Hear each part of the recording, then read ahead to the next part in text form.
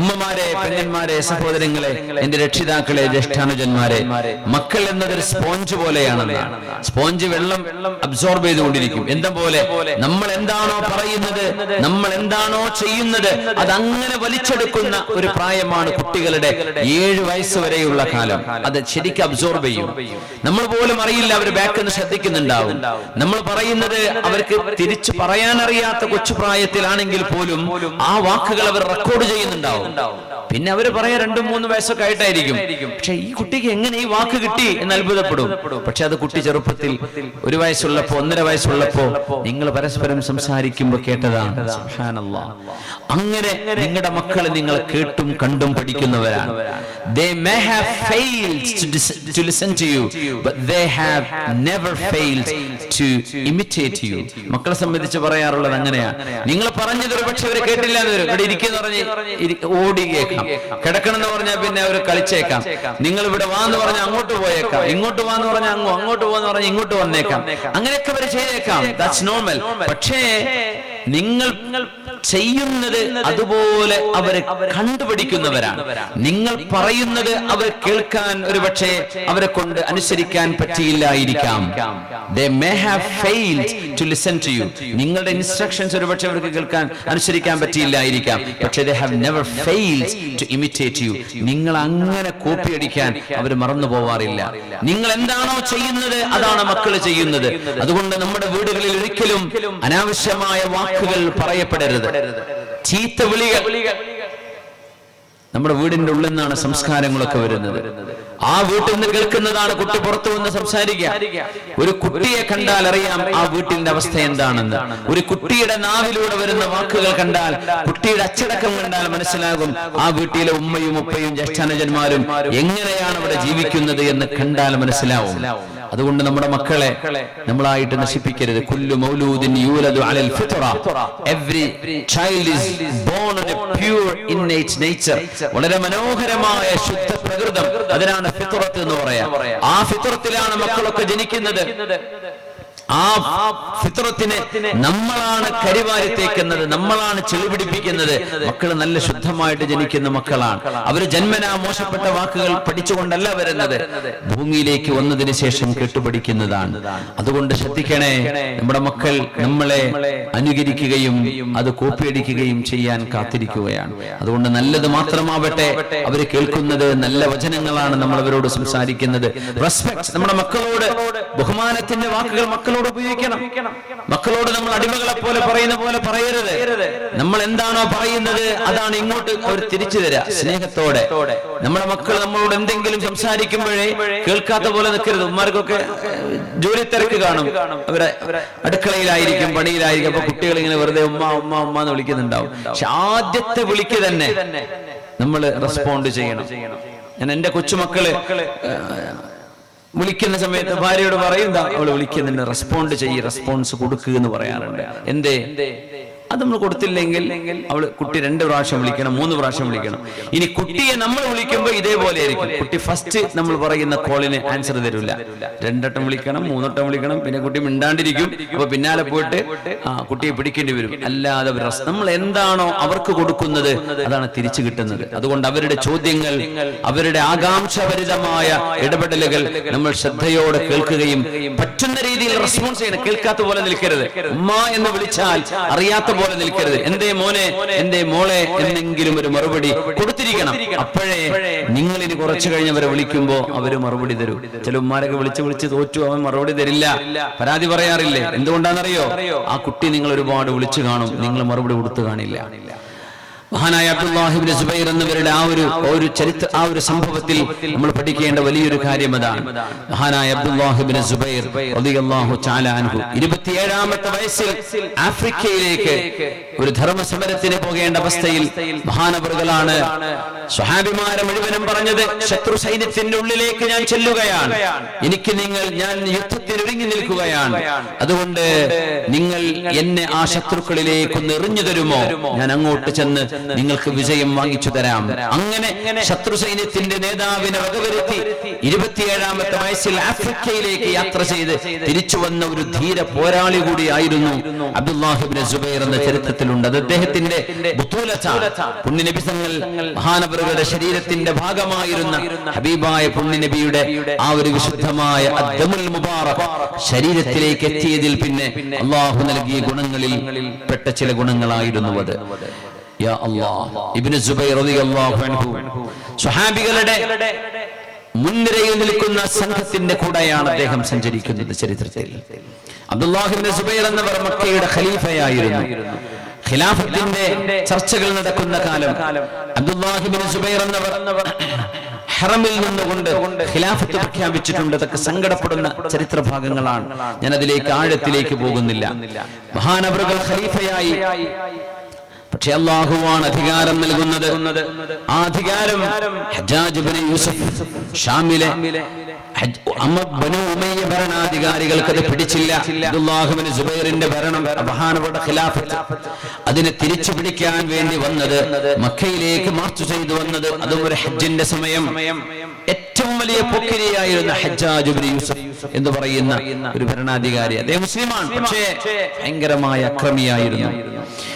قل اللهم مالك الملك تؤتي الملك من تشاء وتنزع الملك ممن تشاء وتعز من تشاء وتذل من تشاء بيدك الخير إنك على كل شيء قدير.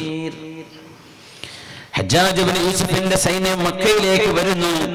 അബ്ദുല്ലാഹ് ഇബ്നു സുബൈർ എന്നവരോട് നബി തങ്ങൾ എന്ന് പറഞ്ഞില്ലേ, ആ വിശുദ്ധമായ രക്തം അകത്തേക്ക് പോയ ഉടനെ നബി തങ്ങൾ പറഞ്ഞ വാക്കെന്താണ്? അബ്ദുല്ലാഹ് ഇബ്നു സുബൈറെ, ജനങ്ങളിൽ നിന്ന് നിങ്ങൾക്ക് ചില വെല്ലുവിളികൾ ഏൽക്കേണ്ടി വരും. നിങ്ങളിൽ നിന്ന് അവർക്കും വെല്ലുവിളി ഏൽക്കേണ്ടതുണ്ട്. നിങ്ങളുടെ ശരീരം നരകം തൊടുകയില്ല. വൈലുൽ ലിന്നാസി മിൻക വവൈലുൽ ലക മിനന്നാസി ലാ തമസ്സുകന്നാർ. ദാ നബി തങ്ങൾ പറഞ്ഞത്. ആ വാക്കുകൾ പുലരുകയാണ്. ജനങ്ങളിൽ നിന്ന് നിങ്ങൾക്ക് ചിലത് കേൾക്കേണ്ടി വരും. വിശുദ്ധമായ കഅബാലയത്തിന്റെ മുന്നിൽ വെച്ച് അറുകുല ചെയ്യപ്പെട്ട മഹാനാണ്, ഷഹീദായ സ്വഹാബിയാണ് അബ്ദുല്ലാഹ് ഇബ്നു സുബൈർ റളിയല്ലാഹു അൻഹു. ഭയങ്കര സങ്കടമുള്ളൊരു സംഭവമായിരുന്നു അത്. മക്കയുടെ ഖലീഫയായിരുന്നു, പക്ഷേ ആ ഖിലാഫത്ത് പിടിച്ചു വാങ്ങാൻ അമവി ഭരണാധികാരികൾ വിട്ടത് ഹജ്ജാജ് ഇബ്നു യൂസുഫിനെയാണ്. അദ്ദേഹം മക്കയിലേക്ക് കടന്നു വരുമ്പോ കഅബാലയത്തിന്റെ കില്ല് പിടിച്ച് മഹാനവറുകൾ അഭയം ചോദിച്ചിട്ടുണ്ട്, അഭയം കൊടുത്തില്ല. കൂടെയുള്ള ആളുകളോട്, നിങ്ങൾ എന്റെ കൂടെ നിന്ന് പോരാടുമോ? അള്ളാഹുവിന്റെ ശത്രുവിനെ, ഈ മനുഷ്യനെ ഞാൻ തുരത്തിയോടിക്കാൻ നിങ്ങൾ എന്റെ കൂടെ നിൽക്കുമോ എന്ന് ചോദിച്ചപ്പോ കൂടെയുള്ള ആളുകൾ അതിനെ വിസമ്മതിക്കുകയാണ് ഉണ്ടായത്. പ്രിയപ്പെട്ട ഉമ്മയുണ്ട്, അസ്മാ ബീവി റളിയല്ലാഹു അൻഹാ. അസ്മാ ബീവിയുടെ അരികത്തേക്ക് ചെല്ലുന്നു. അപ്പോഴേക്കും അസ്മാ ബീവിക്ക് 90 വയസ്സ് കഴിഞ്ഞിട്ടുണ്ട്. 90 വയസ്സ് കഴിഞ്ഞു. യാ അല്ലാഹ്. മഹദ് റളിയല്ലാഹു അൻഹ ഈ സുബൈർ എന്നവരും 60 കഴിഞ്ഞിട്ടുണ്ട്. അപ്പോഴേക്കും ഒരുപാട് പ്രായമായിട്ടുണ്ട്. ഉമ്മ, എന്നെ ഹജ്ജാജ് ഇബ്നു യൂസുഫ് കൊല്ലാൻ വരുന്നുണ്ട്, ഞാൻ എന്താണ് ചെയ്യേണ്ടത്? മോനെ, നിന്റെ ലക്ഷ്യം അല്ലാഹു ആണെങ്കിൽ, പടച്ച തമ്പുരാന്റെ തൃപ്തിയാണെങ്കിൽ നീ എന്തിനു ഭയപ്പെടണം?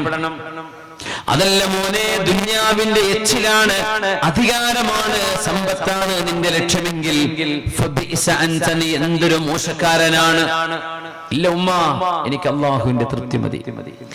മോനെ, അള്ളാഹുവിന്റെ പാശം മുറുകെ പിടിക്കണേ, പടച്ചവനെ കൈവടിയരുത്. നിന്റെ മനസ്സിലെ ലക്ഷ്യം സത്യസന്ധമാവണം. എന്നാൽ നിനക്ക് അള്ളാഹു രക്തസാക്ഷിത്വം ഇവിടെ നൽകും. അപ്പൊ പറഞ്ഞു, ഉമ്മ, എനിക്ക് രക്തസാക്ഷിത്വം വേണമെന്നുണ്ട്, പക്ഷേ ഞാൻ മരിച്ചാൽ അവരെന്റെ ശരീരം കഷ്ണം കഷ്ണമാക്കും, ഇതെനിക്ക് പേടിയാവുന്നു. അപ്പോ അസ്മാ ബീവി കൊടുത്തൊരു മറുപടി ഉണ്ട്. മോനെ, ഒരാടിനെ അറുത്തു കഴിഞ്ഞാൽ ആ ആടിന്റെ തോല് അഴിക്കുമ്പോൾ ആടിന് കുഴപ്പമൊന്നും വരാറില്ല. എന്ന പോലെ നീ ഷഹീദാവുകയാണെങ്കിൽ പിന്നെ നിന്നെ എന്ത് ചെയ്താലും നീ എന്തിനു പേടിക്കണം? ഉമ്മ തലയിൽ കൈവച്ചു ഉമ്മയോട് പറഞ്ഞു, ഉമ്മ നിങ്ങൾ എനിക്ക് പൊരുത്തം തരൂ. പറഞ്ഞു, മോനെ അബ്ദുല്ലാ, നീ ഉമ്മയോട് നന്മ ചെയ്ത മോനാണ്, നിന്റെ വാപ്പയോട് നന്മ ചെയ്ത മോനാണ്, നീ സത്യസന്ധനായ മോനാണ്, ഇതിന് ഞാൻ സാക്ഷിയാണ്. മോനെ, ആണത്തത്തോടുകൂടെ നീ അല്ലാഹുവിന്റെ വിശുദ്ധമായ ഹറമിലല്ലേ, അധികാരത്തിന്റെ ഒരു പ്രശ്നമല്ലാതെ മറ്റൊന്നും നീയും ഹജ്ജാജ് ഇബ്നു യൂസഫും തമ്മിലില്ല. അയാൾ അധികാരക്കൊതിയനാണ്. അതുകൊണ്ട് മോനെ, ഈ വിശുദ്ധമായ ഹറമിൽ അല്ലാഹു നിനക്ക് രക്തസാക്ഷിത്വം നൽകുകയാണെങ്കിൽ അത് സ്വീകരിക്കാൻ നിനക്ക് എന്താണ് ഇത്ര പ്രയാസം? അങ്ങനെ കഫൻ പുട ധരിച്ചുകൊണ്ട് ഉമ്മയുടെ മുമ്പിൽ നിന്ന് ഇറങ്ങി വരുന്നു അബ്ദുല്ലാഹ് ഇബ്നു സുബൈർ എന്നവരെ.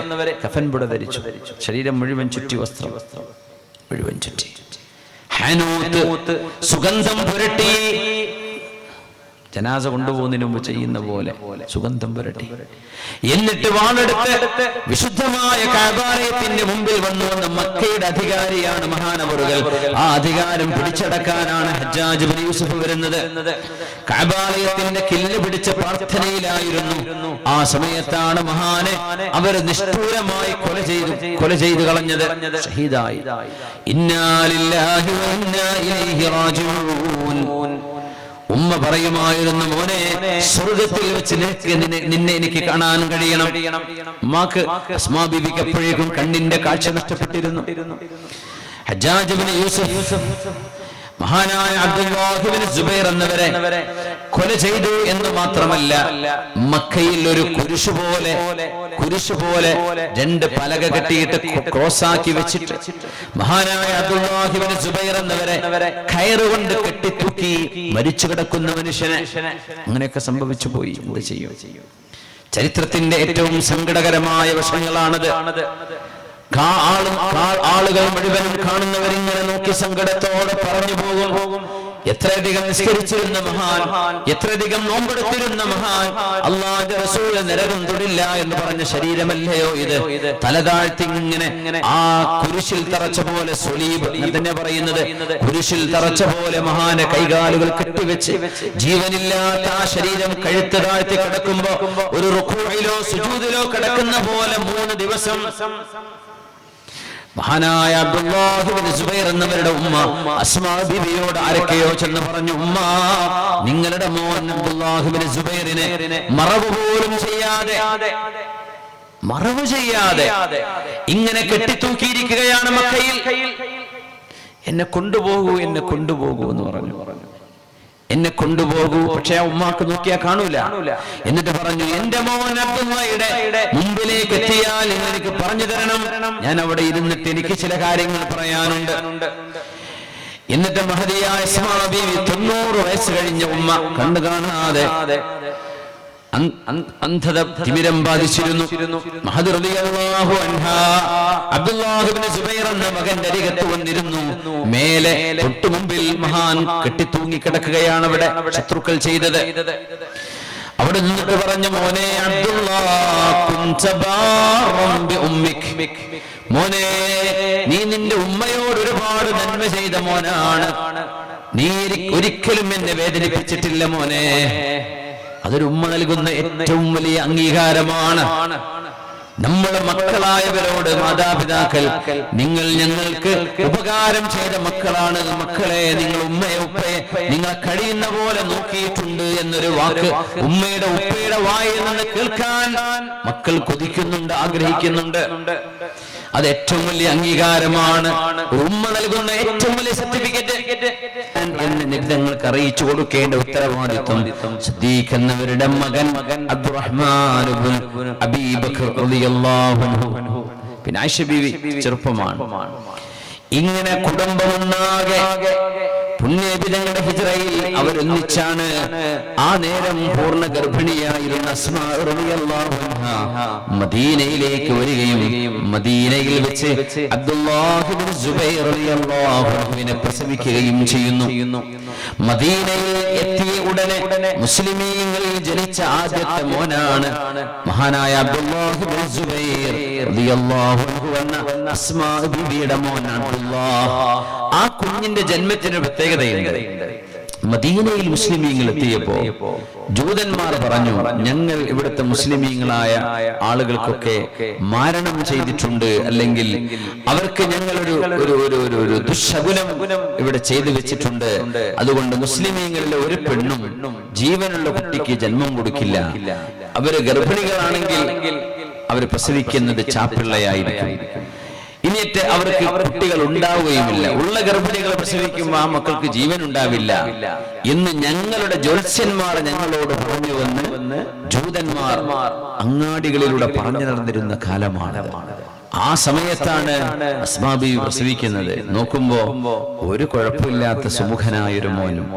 ആ മോനെ അല്ലാഹുവിന്റെ റസൂലിന്റെ അരികത്തേക്ക് കൊണ്ടുപോയി സല്ലല്ലാഹു അലൈഹി വസല്ലം, ഹബീബിന്റെ അരികത്തേക്ക് കൊണ്ടുപോയി. നബി തങ്ങളാണ് ആ കുഞ്ഞിനെ അബ്ദുല്ലാഹ് എന്ന് പേര് വിളിക്കുന്നത്.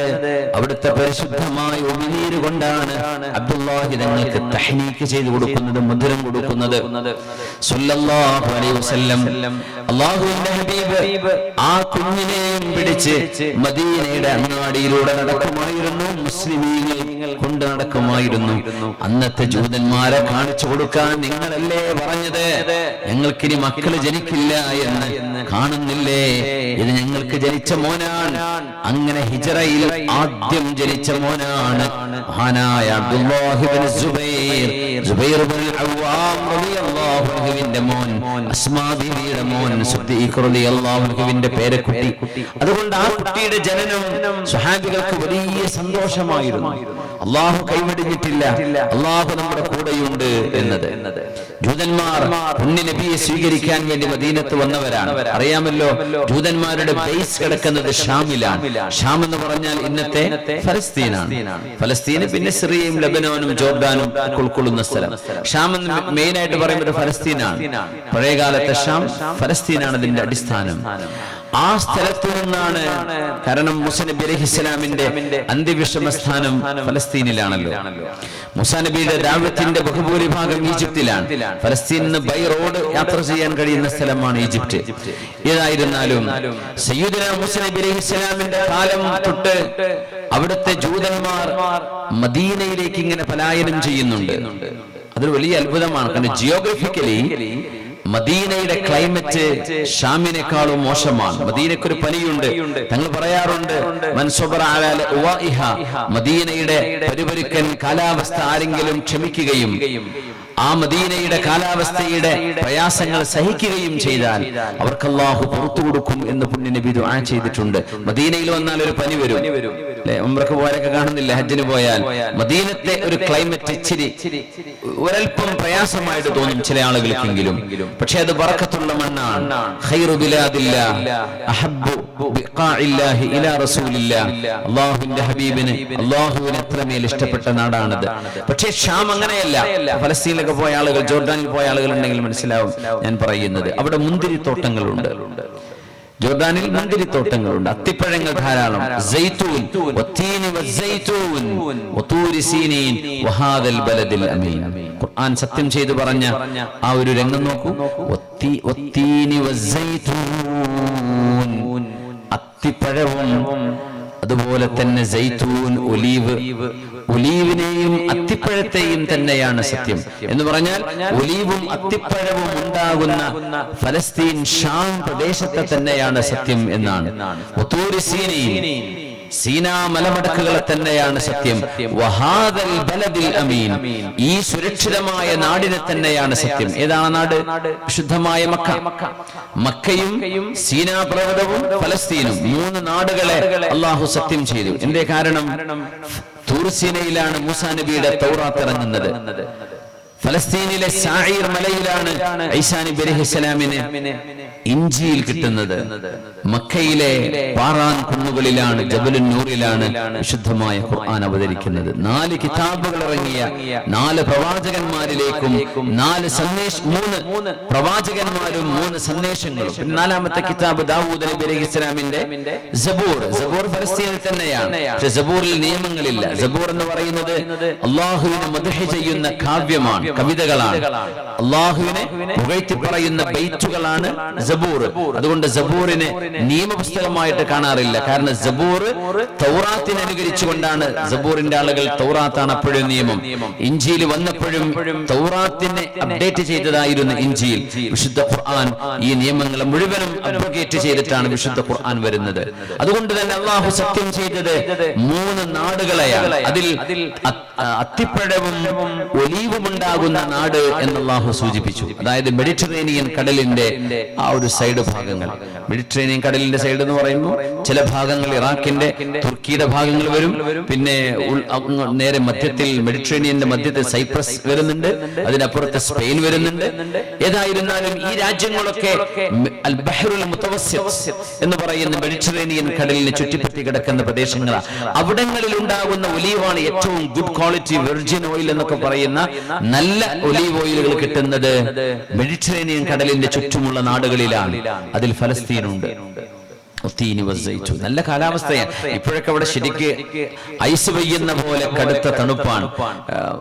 1 ഡിഗ്രി 2, 3, 4, 7 അങ്ങനെയൊക്കെയാണ് ഇപ്പോ ഈ ഡിസംബറിൽ അവിടുത്തെ കാലാവസ്ഥകളൊക്കെ. പക്ഷേ ആ ഒരു നല്ല നാട്, നല്ല കുന്നിൻ പുറങ്ങളാണ്. ഫലസ്തീനൊക്കെ രസകരമായ കുന്നുകളാണ്. നല്ല മനോഹരമായ കുന്നുകൾ. വലിയ വലിയ മരങ്ങളോ ഒന്നും ഇല്ലാത്ത, കാണാൻ നല്ല ഭംഗിയുള്ള, നല്ല ഇളയ പച്ചപ്പുല്ലുകളുള്ള നല്ല നല്ല കുന്നുകളാണ് ഫലസ്തീൻ മുഴുക്കയും. അത്രയും മനോഹരമായ ഒരു നാട്ടിൽ നിന്ന് ജൂതന്മാർ മക്കയിൽ വന്ന് താമസമാക്കി. എന്തിനാ അവർ മദീനത്ത് വന്നത്? മദീനയിൽ താമസമാക്കുന്നു. മദീന എന്ന് പറയുന്നത് നഖീലുൻ ബൈന ഹറത്തൈൻ. ഹറ എന്ന് പറഞ്ഞാൽ വോൾക്കാനോ ഇറപ്ഷൻ ഉണ്ടായിട്ട് നമ്മുടെ അഗ്നിപർവ്വത വിസ്ഫോടനം, അഗ്നിപർവ്വത സ്ഫോടനം ഉണ്ടായിട്ട് അതിൽ നിന്ന് തെറിച്ചു വീഴുന്ന കല്ല് കറുത്ത കല്ലുകളായിരിക്കും. ആ കറുത്ത കല്ലുകൾ നിറഞ്ഞ 2 മരുഭൂമിയുടെ ഇടയിലുള്ള ഈത്തപ്പനകളുള്ള പ്രദേശം. അങ്ങനെ അന്ന് യഥരിബിനെ മദീനയെ അറിയപ്പെടുക. ആ പ്രദേശത്തേക്ക് ഷാമിൽ നിന്ന് ഏകദേശം ഒരു 800-900 കിലോമീറ്റർ അപ്പുറത്ത് നിന്ന് അവർ യാത്ര ചെയ്തു വന്നു. എന്തിനെന്നറിയോ? അന്ത്യപ്രവാചകരായ അഷ്റഫുൽ ഖൽഖ് സ്വല്ലല്ലാഹു അലൈഹി വസല്ലം തങ്ങളെ സ്വീകരിക്കാൻ, നബി തങ്ങളെ സ്വീകരിക്കാൻ വന്നവരാണ് അവർ. ക്രിസ്ത്യാനികൾ വന്നു. എവിടുന്ന്? ജെറുസലേമിൽ നിന്ന്. ഈസാ നബി അലൈഹിസ്സലാമിന്റെ ജന്മസ്ഥാനം ബത്ലഹേം എന്ന് പറയുന്ന പ്രദേശം, അല്ലെങ്കിൽ നേറ്റിവിറ്റി ചർച്ച് എന്ന് ക്രിസ്ത്യാനികൾ വിശ്വസിക്കാറുണ്ട്. നമ്മുടെയൊക്കെ പ്രമാണങ്ങളിലൊക്കെയുള്ള സൂചന പ്രകാരം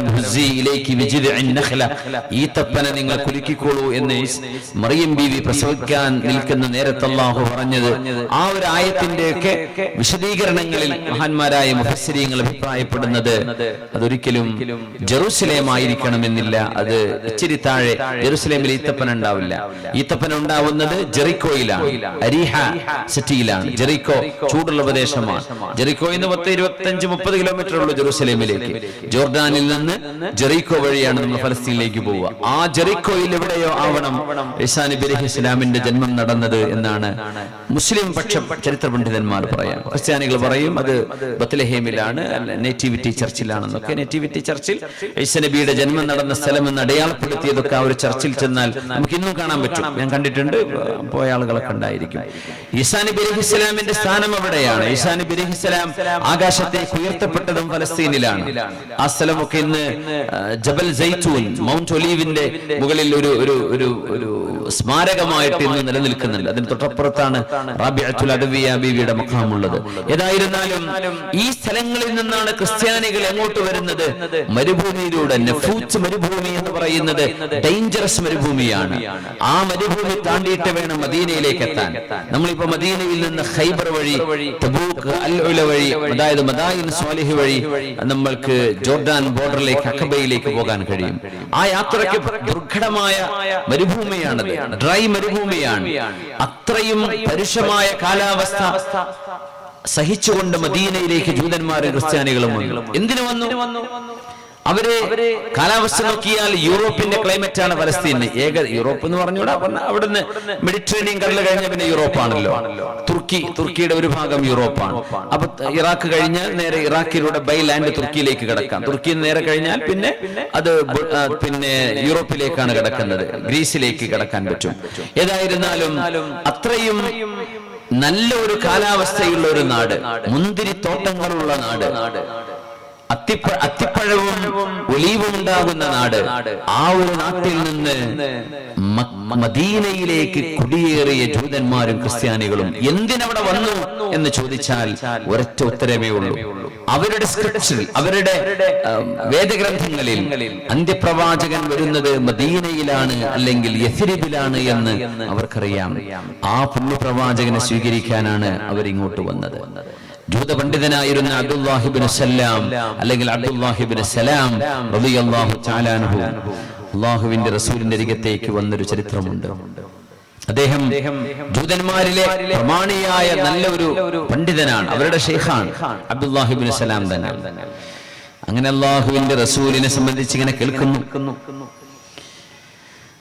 സ്വഹാബിമാര് പറയാറുണ്ട്, ഒരു അൻസ്വാരി തന്നെ പറയുന്നു, ഞങ്ങളുടെ കൂട്ടത്തിൽ ഒരു ജൂതൻ ഇടക്കിടക്ക് ഞങ്ങളുടെ കൂട്ടത്തിൽ വന്നിട്ട് പറയും ഒരു അന്ത്യപ്രവാചകന്റെ അടയാളങ്ങൾ. ആ അടയാളങ്ങൾ ഇങ്ങനെ ഇടക്കൊക്കെ പറഞ്ഞു വരും. ഒരു അന്ത്യപ്രവാചകൻ വരാനുണ്ട് ഇവിടെ, അദ്ദേഹം വരും എന്നിങ്ങനെ ഞങ്ങൾക്ക് ഇങ്ങനെ പറഞ്ഞു തരാറുണ്ട്. ആര് പറയാ? അൻസ്വാരികൾ പറയാ. അങ്ങനെ പുണ്യനബി മദീനത്തേക്ക് വന്നു. പാട്ടുപാടി സ്വീകരിച്ചില്ലേ? അതൊക്കെ കഴിഞ്ഞപ്പോഴേ ഈ അൻസ്വാരികൾ ഹബീബായ നബിയെ പോയി വിശ്വസിച്ചു. അഷ്ഹദു അല്ലാ ഇലാഹ ഇല്ലല്ലാഹ് വഅഷ്ഹദു അന്ന മുഹമ്മദർ റസൂലുള്ളാഹ്. അവർ ഇസ്ലാം സ്വീകരിച്ചു. അപ്പൊ ഈ ജൂത പ്രായമുള്ള ആളോട് ഞാൻ ചോദിച്ചല്ലേ, നിങ്ങൾ വിശ്വസിക്കുന്നില്ലേ?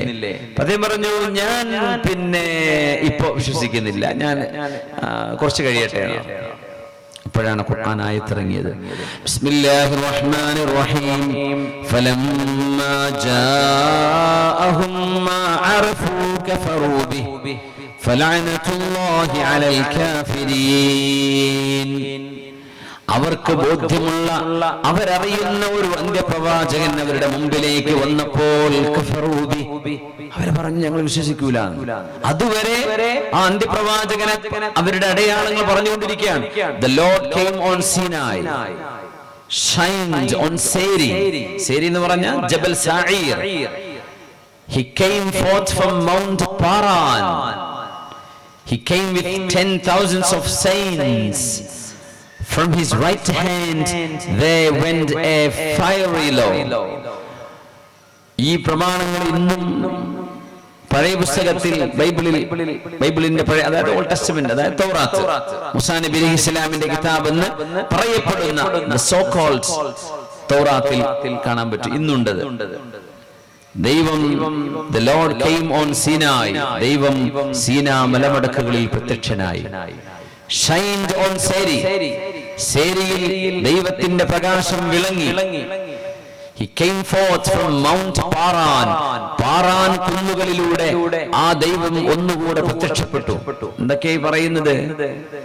സേരി കുന്നുകളിൽ വന്നു എന്ന് പറഞ്ഞാൽ ഈസാ നബി അലൈഹിസ്സലാമിന് ഇൻജീൽ കിട്ടിയത് അവിടെയാണ്. ദൈവത്തിന്റെ പ്രകാശം, അല്ലാഹുവിന്റെ ശരീഅത്ത് എന്നർത്ഥം. The Lord came on Sinai. പടച്ചതമ്പുരാൻ സീനായിൽ വന്നു എന്ന് പറഞ്ഞാൽ അല്ലാഹുവിന്റെ ശരീഅത്ത് മൂസാ നബി അലൈഹിസ്സലാമിന് നൽകപ്പെടുന്നത് സീനാ മലമുകളിലാണ്. ജബലു ദക്ക എന്ന് പറയുന്ന മലയുണ്ട് അവിടെ. ജബലു ദക്ക. فلما تجلى ربه للجبل جعله دكا وخر موسى صعقا. നമ്മള് മൗണ്ട് സീനായിലെ സീനാ മരുഭൂമി സന്ദർശിക്കാൻ വേണ്ടി പോകുമ്പോഴേ കണ്ടിട്ടുണ്ടാവും, അല്ലെങ്കിൽ കൂടെ ചരിത്രമൊക്കെ അറിയുന്ന ഗൈഡുകളൊക്കെ ഉണ്ടെങ്കിൽ നമുക്ക് പറഞ്ഞ് കാണിച്ചു തരും.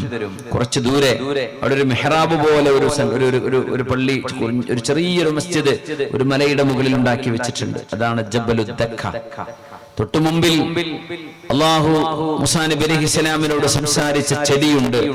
സെയിന്റ് കാതറീൻ ചർച്ചിനുള്ളിൽ ഇതൊക്കെ കാണാൻ പറ്റുന്ന, യാത്ര ചെയ്താൽ കാണാൻ പറ്റുന്ന വിഷയങ്ങളാണ്. ഒരുപാട് ആൾക്കാർ പോകാറുണ്ടല്ലോ ഫലസ്തീൻ യാത്രയൊക്കെ. ജബലു ദക്കയുണ്ട്. എന്താണ് ആ ദക്ക എന്ന് പറഞ്ഞാൽ?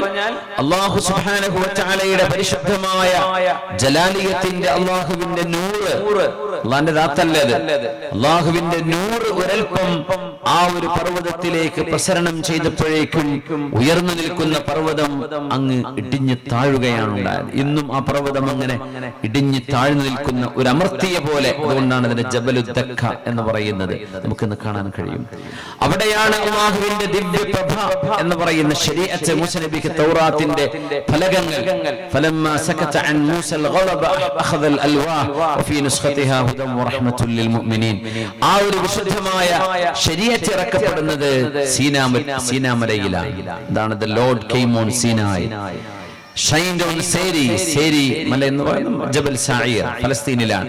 നമ്മൾ ബൈത്തുൽ മുഖദ്ദസിൽ നിന്ന്, അതായത് അൽ മസ്ജിദുൽ അഖ്സയിൽ നിന്ന് ഇബ്രാഹിം നബി അലൈഹിസ്സലാമിന്റെ നാട്ടിലേക്ക്, ഇബ്രാഹിം നബിന്റെ മഖാമിലേക്ക്, ഹിബ്രോണിലേക്ക്, അൽ ഖലീലിലേക്ക് പോകുമ്പോൾ ഇടയ്ക്ക് കാണാൻ കഴിയും സാഇറിലേക്കുള്ള വഴി ഇതാണ്. ഈസാ നബി അലൈഹിസ്സലാമിന് ഇഞ്ചീൽ ഇറക്കപ്പെട്ട സ്ഥലം അവിടെയാണ്. പിന്നെ പറഞ്ഞു പാറാൻ കുന്നുകൾ. സർ വില്യം ലോക ചരിത്ര പണ്ഡിതന്മാർ അദ്ദേഹം പറഞ്ഞു പാറാൻ കുന്നെന്ന് പറയുന്നത് മക്ക, മദീന, ത്വയ്ഫ് ഈ പ്രദേശത്ത് കാണുന്ന മലകൾക്ക് പറയുന്ന പേരാണ്. ജബൽ ഫാറാൻ, പാറാൻ കുന്നുകൾ, മൗണ്ട് പാറാൻ. അവിടെ അള്ളാഹുവിന്റെ സന്ദേശം വന്നത് ഒന്നേ ഒന്ന് മാത്രമേ ഉള്ളൂ. അഷ്റഫുൽ ഖൽഖ് തങ്ങൾക്ക് ഖുർആൻ ഇറങ്ങിയത് ജബലുൻ നൂറിൽ. യാ അല്ലാഹ്, ഇങ്ങനെ സംഗതി ഇവർ വായിച്ചവരാണ്. ആ അന്ത്യപ്രവാചകൻ വരും എന്നവർ വായിച്ചിട്ടുണ്ട്. He came forth from Mount Paran. He came with 10,000 of saints. 10,000 വരുന്ന സന്യാസിമാർ, 10,000-ഓളം സന്യാസിമാരുമായിട്ട് ആ പ്രവാചകൻ പ്രത്യക്ഷപ്പെടുന്നു. സ്വഹാബികൾ 10,000 സ്വഹാബികളോടുകൂടെ ആ മക്ക ഫത്ഹ് നടക്കുന്നത്. 10,000 സ്വഹാബികൾ. എങ്ങനെയാണ് ആ എണ്ണം അത്ര കൃത്യമായത്? വലിയ അത്ഭുതമാണ്. അല്ലാഹു മൂസാ നബിക്ക് ഇറക്കി കൊടുത്ത വിഷയമാണിത്. ഇന്നും ചരിത്രത്തിൽ സത്യത്തിന്റെ ചില തിരുശേഷിപ്പുകൾ നമുക്ക് ആ ഗ്രന്ഥങ്ങളിൽ കാണുകയാണ്. 10,000 വിശുദ്ധന്മാരായ ആളുകളോടുകൂടെ ആ പ്രവാചകൻ കടന്നു വരും. മദീനയിൽ നിന്ന് മക്കയിലേക്ക് ഹിജ്റ 8-ാം വർഷം നബി തങ്ങൾ കടന്നു വരുമ്പോ തങ്ങളോടുകൂടെ ഉണ്ടായിരുന്ന സ്വഹാബിമാരുടെ എണ്ണം എത്രയാ? 10,000. എന്നിട്ട് പറഞ്ഞു ഫ്രം ഹിസ് റൈറ്റ് ഹാൻഡ്, ആ പുണ്യ നബിയുടെ വലതു കൈയിൽ അഗ്നിപ്രമാണമായ തീ പോലെ നിൽക്കുന്ന ഒരു പ്രമാണം ആ പ്രവാചകന്റെ കയ്യിലുണ്ടാവും. എന്താ തീ ചെയ്യ? കരിച്ചു കളയും, ഇഹ്റാഖ് ചെയ്യും, ബേൺ ചെയ്യും. മുൻ ശരീഅത്തുകൾ മുഴുവനും ബേൺ ചെയ്തിട്ടാണ് ഖുർആനിന്റെ ശരീഅത്ത് വരുന്നത്. ഖുർആൻ മറ്റു ശരീഅത്തുകളെ നസ്ഖ് ചെയ്തു എന്നാണ് പറയുക. ഖുർആൻ നാസിഖാൻ, മറ്റു ശരീഅത്തുകൾ മൻസൂഖാൻ, അബ്രോഗേറ്റഡ്. ഖുർആൻ ആണ് ഇപ്പോ ഇഫക്റ്റീവായിട്ട് നിൽക്കുന്ന അല്ലാഹുവിന്റെ ശരീഅത്ത്. അങ്ങനത്തെ ഒരു ന്യായപ്രമാണവുമായി വരുന്ന അന്ത്യപ്രവാചകൻ. ഇങ്ങനെയൊക്കെ നബിയെ പറ്റി എന്തെല്ലാം വിവരണങ്ങളുണ്ട്. പാറഖലീത്ത എന്ന് പറഞ്ഞതും മുഹമ്മദ് എന്ന് പറയുന്നതും ഒക്കെ വിവിധ ഗ്രന്ഥങ്ങളിൽ. നമ്മുടെ ചർച്ച അതല്ലാത്തതിന്റെ പേരിൽ ഞാൻ ആ വിഷയം വിടുകയാണ്. ഇതൊക്കെ അറിഞ്ഞതിന്റെ പേരിലാണ് അവര് മദീനത്തേക്ക് വന്നത്. അതുകൊണ്ടാണ്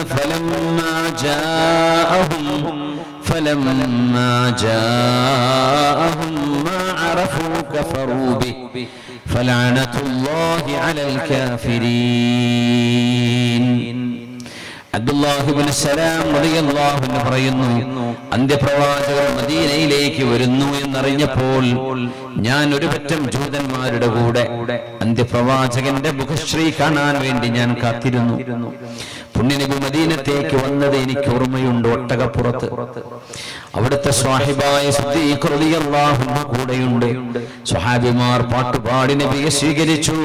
ത്വാലഅൽ ബദ്റു അലൈനാ മിൻ സനിയാത്തിൽ വദാഇ വജബ ശുക്രു علينا ما دعا لله داعي أيها المبعوث فينا جئت بالأمر المطاع جئت شرفت المدينة مرحبا يا خير داعي.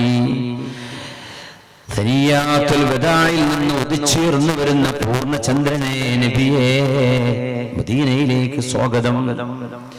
അബ്ദുല്ലാഹി ഇബ്നു സലാം എന്നവരെ ഇങ്ങനെ നോക്കി നിൽക്കുകയാണ്.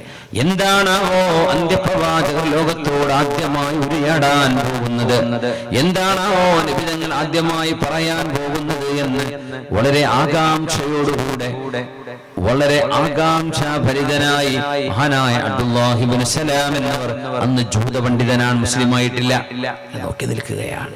പുണ്യനബി വന്നു.